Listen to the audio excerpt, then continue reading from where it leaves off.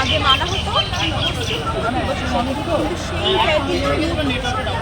সকল স্বেচ্ছাসেবককে বলবো যারা আছেন তারা তিনি যেমন নির্দেশ দিয়েছেন আমাদের যতক্ষণ না বাকি যারা সহকর্মী এসেছেন অন্যান্য জেলা থেকে তারা চলে যাচ্ছে এখান থেকে। স্বেচ্ছাসেবকরা যারা আছে যাদের কাছে ব্যাচ আছে তারা অপেক্ষা করবেন। দক্ষিণ কলকাতা জেলা তৃণমূল কংগ্রেসের সভাপতি শ্রী বৈশ্বনাথ চট্টোপাধ্যায় উনি এ বার্তা দিয়ে গেছেন, সকল এখানে অপেক্ষা করবেন।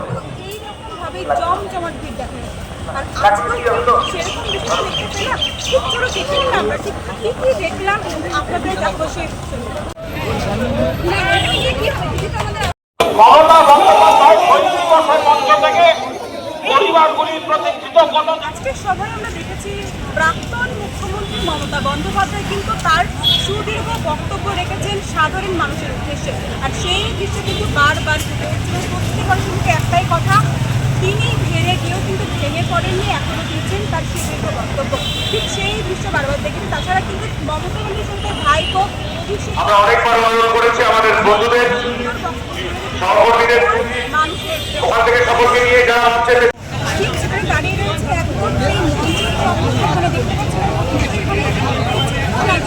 প্রাক্তন মুখ্যমন্ত্রী মমতা বন্দ্যোপাধ্যায় তার সুন্দর বক্তব্য রেখেছিলেন। তার মোকাবিলা কুনাল ঘোষ তার ভাইপো অভিষেক বন্দ্যোপাধ্যায় সেখানে দাঁড়িয়ে বক্তব্য রেখেছিলেন। দেখাবো কিন্তু সেই মঞ্চটা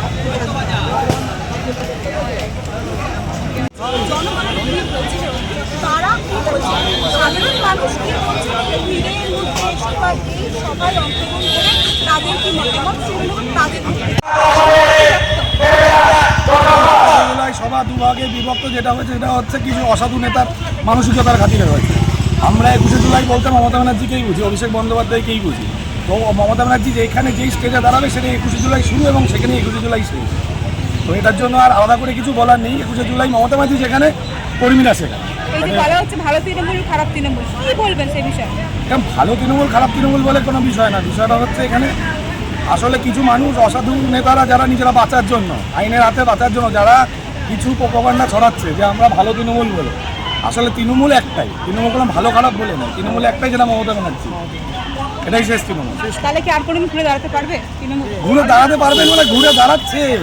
আপনি 29-এর ভোটেই দেখতে পারবেন ঘুরে দাঁড়াচ্ছে কি দাঁড়াচ্ছে না। এটা কিছু প্রোপাগান্ডা ছড়ানো হচ্ছে যে আমরা পারবো না, সামান্য ভোটে পিছিয়েছিলাম, এমন কিছু ভোটে না। কিন্তু যেটা আপনি ভালো করে, আপনি যদি প্রত্যেকটা ভোটের রেজাল্ট দেখতে পান, ভালো করে চেক করেন, তো দেখবেন কিছু লোক 600 ভোটে, কিছু লোক 700 ভোটে, কিছু লোক 900 ভোটে পিছিয়ে আছে। এই রেজাল্টগুলো কীভাবে হলো আমরা ভালো করেই জানি। তো এটা যেমন বলার কিছু নেই। আমরা আবার দিচ্ছি, আজকে মমতা ব্যানার্জি যেমন বলে দিল অক্সিজেন, মমতা ব্যানার্জি আছে মানে অক্সিজেন আমরা পেয়েছি, আমরা আজকে অনেক বেশি অক্সিজেন পেয়েছি। অতএব আপনি দেখতে পারেন ভবিষ্যতের দিনটা আপনি ভালো করে। অভিষেক বন্দ্যোপাধ্যায় মিটিং শেষ হয়ে গেছে ঘোষণা করে দিয়েছে। কুণাল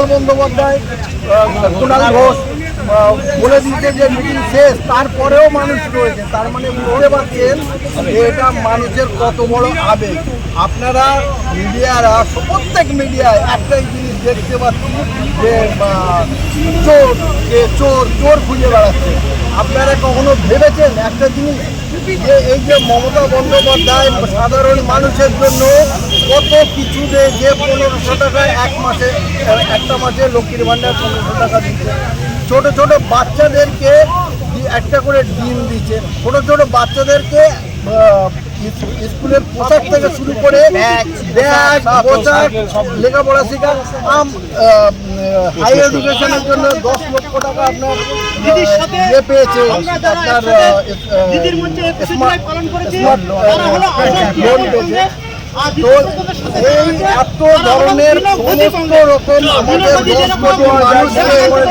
আমাদের 10 কোটি মানুষকে সবাইকে বাচ্চাদের মতন আগলিয়ে রেখে তাকে আজকে চোর বলে আপনারা প্রশ্ন করছেন যে মমতা বন্দ্যোপাধ্যায় চোর করেছে, এটা কি মিডিয়া করা উচিত? আমার ওইখানে বসে যারা চলে গেছে, যাদের বিরুদ্ধে আপনাদের, তারা তো একেবারে ছায়া সঙ্গী ছিল। মমতা বন্দ্যোপাধ্যায়কে হাইজ্যাক করে রেখেছিল, মমতা বন্দ্যোপাধ্যায়কে হাইজ্যাক করে তারা সুবিধাবাদী, সব দিনের জন্য চলে যাবে। আজকে আপনার কাছে যখন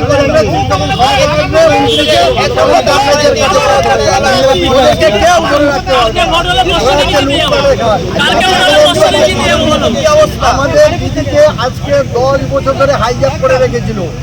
যে সাধারণ মানুষের সাথে মিশতে দিল না, সাধারণ মানুষের সাথে কথা বলতে দিচ্ছে না, যার আপনারা এটা কথা বলে দিন।